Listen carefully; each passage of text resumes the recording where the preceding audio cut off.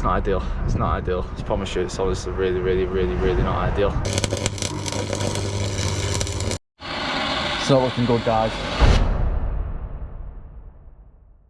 Good morning, everybody. It has been a while since we've done anything on the Caddy. It has sat here. 2 more revelations have unfolded.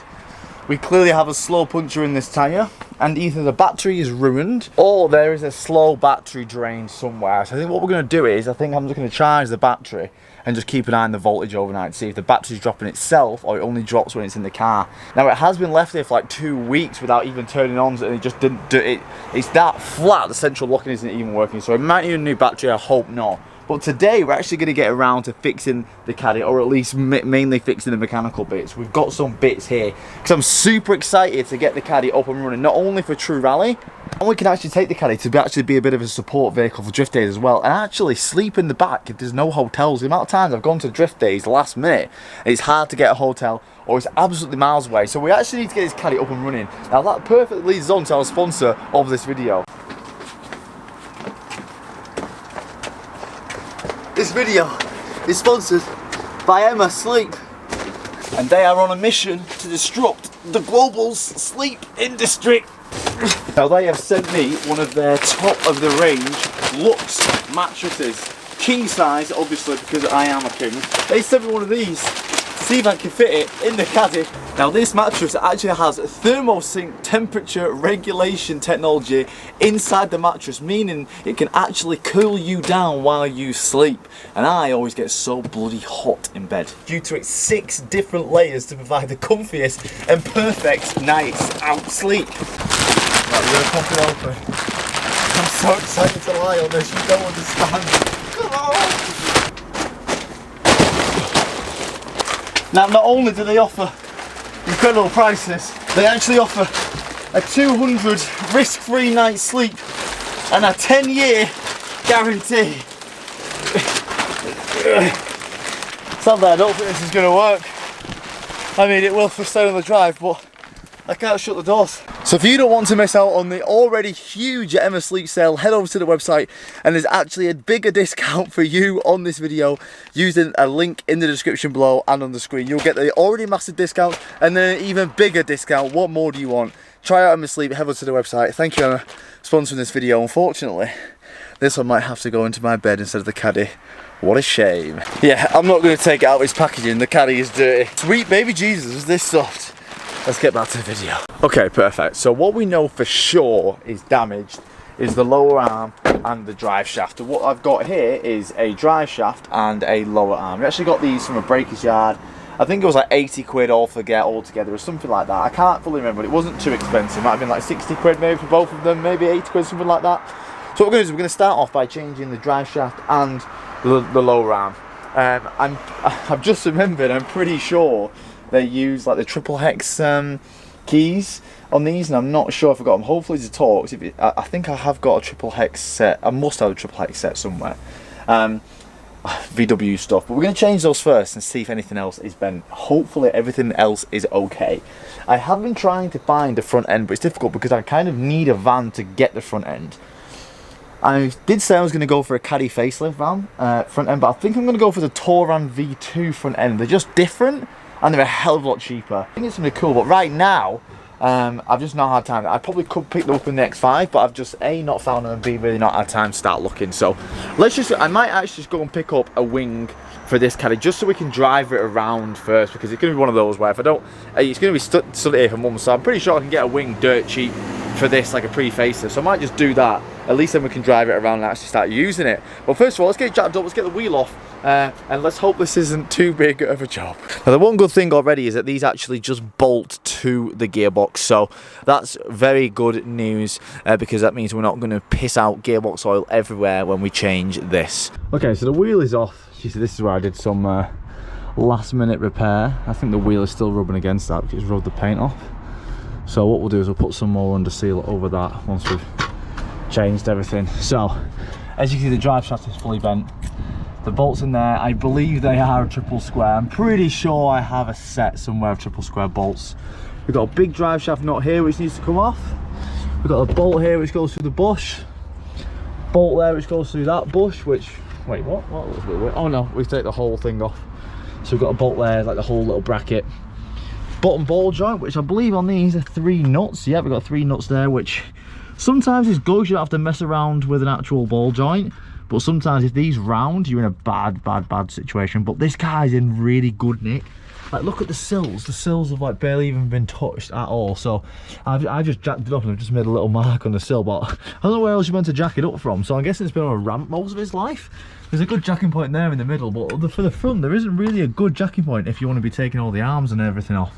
So I can't be jacking up from the arms or anything like that or there because I need to take them off. So I've had to jack up on the sill and I've gone there. So it actually is in good condition, so everything looks actually quite good nick. So hopefully, don't want to jinx it, we shouldn't have too much issue. So first of all, let's get this arm off. So first of all, let's get this drive shaft nut off. Let's see how tight it is.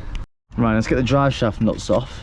I'm going to wedge some between the caliper, and these are going to be really tight or really tight.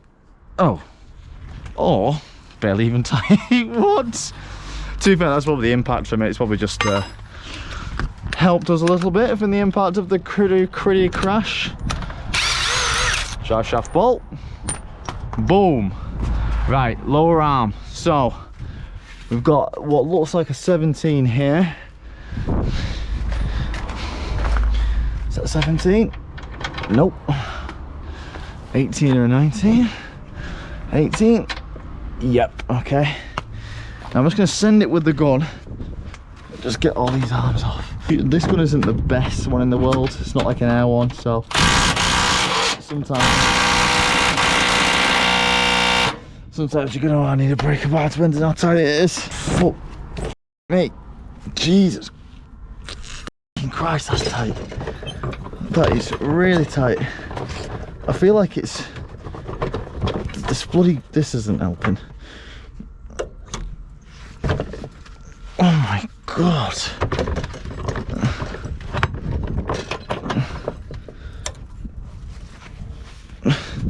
Is there a nut on the other side? No. Oh my god, this is tight. I think it is coming, but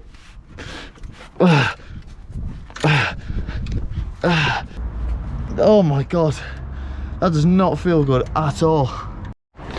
Right, I've soaked everything in WD-40. I'm just going to try and get these off now.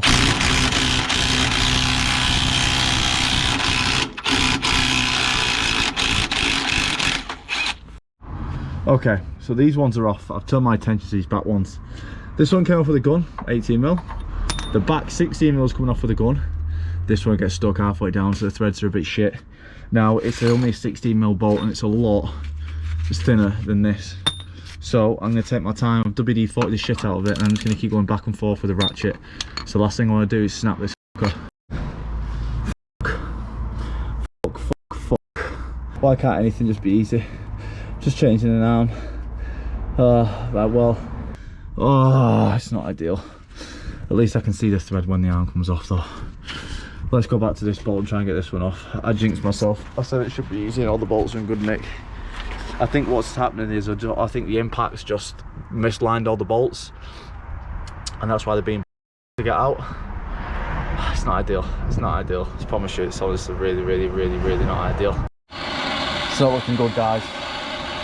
The second bolt, the bigger bolt, 18. I've been hanging off with the breaker bar, and it's getting tight as I come out, and it's 100% going to snap. The more I'm leaning on it, the more it's just honestly, it really wants to snap. So I'm trying to eat the living day life out of it, but I don't know, guys. I'm a bit worried, not gonna lie. Yeah, this is a very slow process. Now, I know that the bolt is only threaded at the back bit, so I'm just going to concentrate the heat on there. And I've got this, and this is literally as much as I can go, but each time. I'm just going to do a little bit at a time. It's got the end of a jack on the extension, just to get more leverage. Now, when I do heat it up each time, this becomes a little bit easier. But I'm really at risk of snapping it here, and I really don't want to, but it is moving. Oh, it don't feel good. It's definitely getting easier. I think the impact's just like bent the bolt a little bit, so it's not been coming out straight. There we go. Oh my god, that was a faff. Oh, look at the bolt. Holy shit, mate. Jesus Christ, what a mission that was. Oh my god, we've still got to figure a way to get this nut out. One thing you can do, I'm going to heat the living shit out of it and then put 2 nuts on there and then like use the top nut to unloosen it. Hopefully that's the plan anyway. So yeah, I think, well, let's just, ouch, Charlie. Right, now we've got to get this nut out. So I've got 2 nuts on there and they're going to act as like a new bolt head. I'm just going to heat up around here. Hopefully it expands. It just allows us to get the thread out. Okay, so my 2 nut method did not work. It's just ruining the threads on the nuts. It's that tight. So I'm going to go to plan B. I'm just going to heat the living shit out of the bolt. Hopefully it expands and contracts and then breaks whatever the kind of sealing it together. That is my plan. So I'm just going to stay here for about 5-10 minutes and just heat the living shit out of this one bolt and get some mold grips on, see if I can get it out that way. Right, I can't I can't get that off. So what I'm gonna have to do is I did want to buy a welder anyway, so I'm gonna go and buy a welder and probably just get one of the out welder ones, and then we can weld a nut onto it. In that case I'll be actually able to spin it properly. What a joke, mate. I can't think of any other way to get that off. And then what I probably might do with this one is I might just drill the hole just a bit bigger, or get rid of the threads and then just put a nut and a bolt through. Just put a nut on the other side of there. That's probably the easier thing to do instead of trying to buy a tap and get a new bolt and blah blah blah. Just get a longer bolt, put it all the way through, push it through, and just put a nut on the other side. But this, I'm a bit stuck with this. And also I thought I had a triple square bolt set for the drive shafts, but turns out I do not, so I'm gonna have to buy one of those as well. Aha! I did buy a set. I knew I bought one. So here we go, I've got one of these sets. So let's get the drive shaft off and let's just do that at least, and get the new drive shaft in, and then we can just figure out what the hell we're going to do with this with this lower arm. Let's get these drive shafts off. Okay, let's get the drive shaft off. There are 2 what they call triple square or spline. Now most tool sets don't come with these, so you'll probably have to buy them, but it's not the end of the world because it's not that expensive. I got this for like 20 quid or something. It's got everything in here. Now be careful with these. I've got most of them loose, but what you got to do is you've got to get a right angle in there and then kind of just move the drive shaft around, spin it around until you can get good access to the ones you've not got. Now be careful because these are tough. If you round the end by getting it a little bit off, which what I've just done, they're really hard to get out, so be careful not to round them a little tiny bit because they're tough to get out.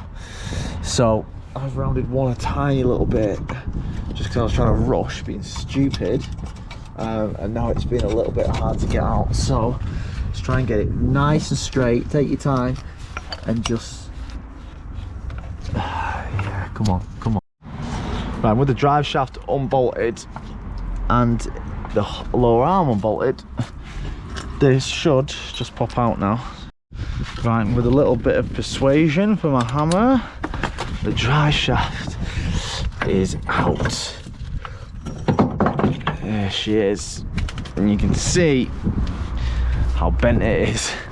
Look at that, look at the difference. So new drive shaft can go in now. We'll bolt that back up, ready for when we get this final bolt out of that lower arm. Right, we're going to leave the Caddy like this for a bit. We're going to go and buy a welder.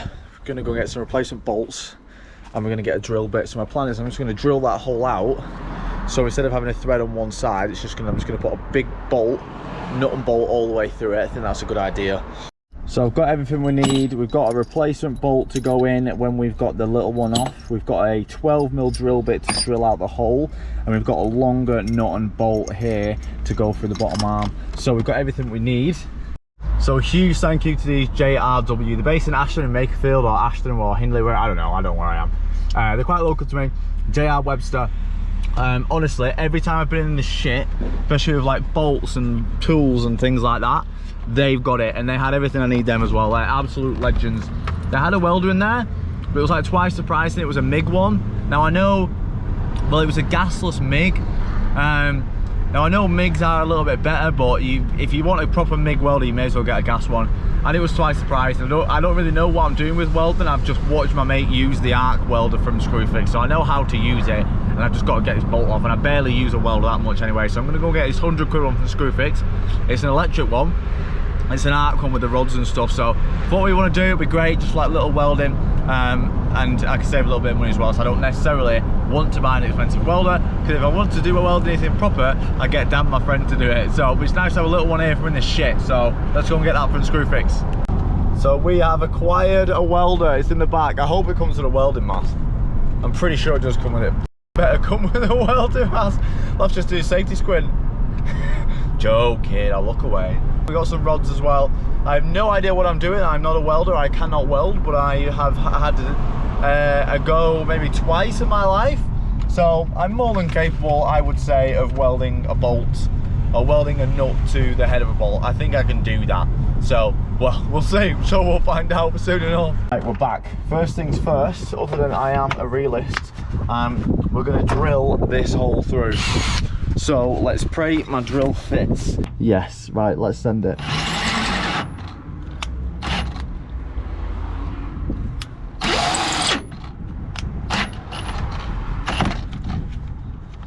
Fucking hell, right, I'm not the best driller, guys, give me a minute.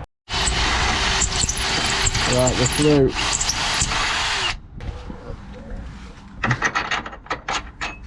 Perfect. Right, now let's pray it goes through the bush on the arm. Yes! Right, let's unbox this. I'm pretty sure it comes with a mask. It's a shit one, but yeah, I've got the handle there. Oh, we've actually got like a wire brush and hammer thing. Right, here it is. This is the welder which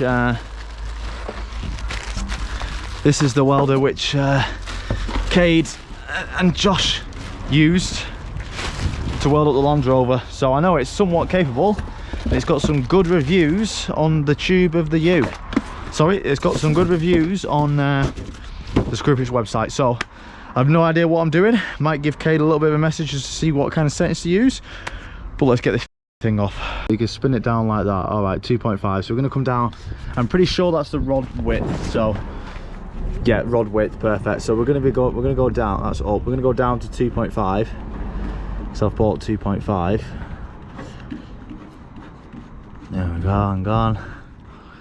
2.5, perfect. And then that's it going. So let it warm up for a sec. Now I've found a let it warm up. I don't know what I'm doing, but anyway. So I found a there's a nut here, which hasn't got any, which isn't coated like in that. So I'm just going to thread this on.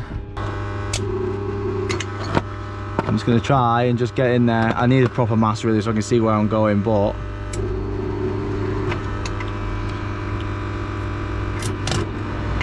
the thing is that this is that you want to kind of, if you just push it on, it kind of sticks. So you kind of want to just like dab it. It's really hard to do when, I'm not gonna lie. We just want to just fill up the middle of it with weld really.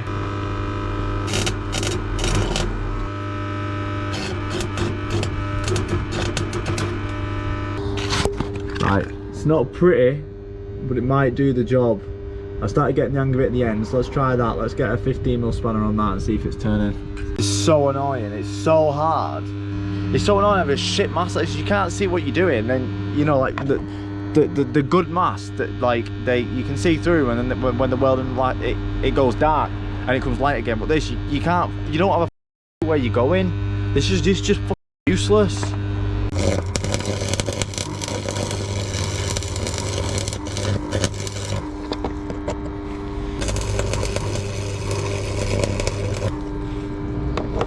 Get it blasted. That has to be welded to it now, honestly. Has to be.